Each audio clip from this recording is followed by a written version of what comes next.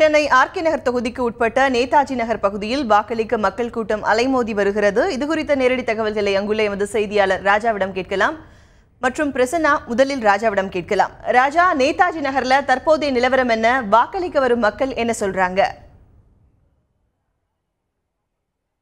RK நகர் சட்டமன்ற தொகுதி இடைத்தேர்தலுக்கான வாக்குப்பதிவு காலை 8 மணி முதல் தொடங்கி நடைபெற்று வருகிறது. நாம் இருப்பது தற்போது சென்னை கொருக்குப்பேட்டை ஆர்கே நகர் தொகுதிக்குட்பட்ட கொருக்குப்பேட்டையில் உள்ள நேதாஜி நகர் பகுதியில். இந்த பள்ளியில் ஒரே இடத்தில் 10 வாக்குச்சாவடிகள் உள்ளன. ஏராளமான பொதுமக்கள் நீண்ட வரிசையில் காத்திருந்து தற்போது வாக்களித்து வருகின்றனர். வாக்களிப்பு விறுவிறுப்பாக வாக்குப்பதிவு நடைபெற்றுக் கொண்டு இருக்கிறது. 10 மணி நிலவரப்படி 13% வாக்குகள் ஏற்கனவே பதிவாகியுள்ளன. தற்போதும் விரிவான ஏற்பாடுகள் செய்யப்பட்டுள்ள வாக்குப்பதிவிற்கு நீண்ட வரிசையில் பொதுமக்கள் வாக்களித்து வருகின்றனர். ஏராளமான காவல்துறையினுடைய பாதுகாப்பும் போடப்பட்டுள்ளது.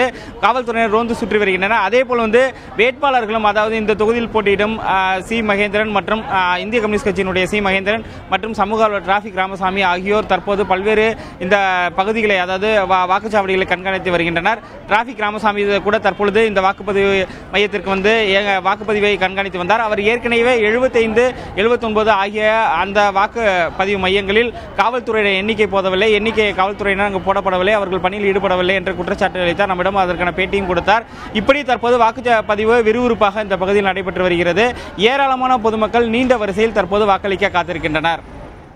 அடுத்து, சென்னை ஆர்கே நகர் தொகுதியில் நடைபெற்று வரும் வாக்குப்பதிவு மற்றும் வாக்குச்சாவடியின் செயல்பாடுகளை சென்னை தலைமை செயலகத்தில் இருந்தபடியாக நேரடியாக கண்காணிப்பு பணிகளை தேர்தல் ஆணையம் செய்துள்ளது. இதுகுறித்த நேரடி தகவல்களை தருகிறார் எமது செய்தியாளர் பிரசன்னா.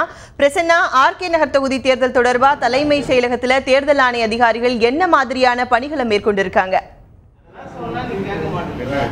அதாவது தற்பொழுது ஒரு 230 வாக்குச்சாவடிகளையுமே கண்காணிக்கும் வகையில் தற்பொழுது ஒரு தொழில்நுட்பமானது கையாளப்பட்டிருக்கிறது. குறிப்பாக இந்த 230 வாக்குச்சாவடிகளிலுமே அவர்கள் கேமராக்கள் பொருத்தியும் அந்த அனைத்து கேமராக்களிலுமே சராசரியாக ஒரு கணினிக்கு 23 என்ற விதத்திலே ஒரு 10க்கும் மேற்பட்ட லேப்டாப்புகள் மூலம் அந்த அனைத்து வாக்குச்சாவடிகளிலுமே அவர்கள் கண்காணித்து வருகின்றனர். இதே போல ஒரு மிகப்பெரிய மானிட்டரும் அங்கே மாட்டப்பட்டுள்ளது. ஒரு சில முக்கியமான வாக்குச்சாவடிகள் அந்த மானிட்டர்களிலுமே அவர்கள் கண்காணித்து வருகின்றனர். மேலும் தற்பொழுது முதல் முறையாக இவர்கள் தற்பொழுது SMS ஃபோன் மானிட்டரிங் என்ற ஒரு புதிய டெக்னாலஜி அறிமுகம் செய்திருக்கின்றனர். இந்த ஒரு தொழில்நுட்பத்தின் மூலம் குறிப்பிட்ட வாக்குச்சாவடியில் உள்ள தேர்தல் அதிகாரி தன்னுடைய தொலைபேசி எண்ணிலிருந்து அனுப்பும் அனைத்து தகவல்களும் இங்குள்ள சர்வருக்கு அந்த சர்வரிலிருந்து இவர்களுடைய கணினிக்கு வரும் வகையில் இந்த தொழில்நுட்பமானது வடிவமைக்கப்பட்டுள்ளது.